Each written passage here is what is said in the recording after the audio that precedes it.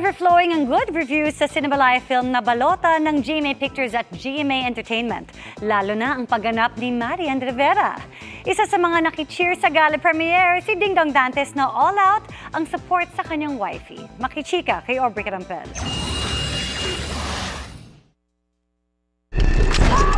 Mula nang simulang ipalabas sa mga sinihan ng balota nitong weekend, ang official entry ng GMA Pictures at GMA Entertainment Group sa 20th year ng Cinemalaya, patuloy itong nakatatanggap ng magagandang feedback. Kabilang sa pinag-uusapan ang kakaibang pagganap ni Kapuso primetime queen Marian Rivera bilang si Teacher Emmy. Di pa rin ako mawawala ng pag-asa. Kaya nga ako, teacher. Mula sa kanyang deglamorized look, no filter na linyahan, at husay sa pag-arte. Nandito lang ako.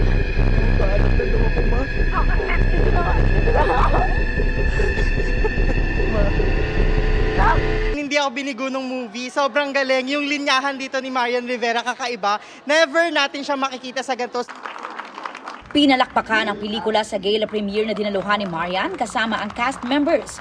Kabilang si Noel Ashley, Royce Cabrera, Rahil Birria, Sasa Girl, Esnir, at direktor at writer ng movie na si Kip Oebanda. Sabi ko nga, yung experience ko dito sa balota sobrang priceless.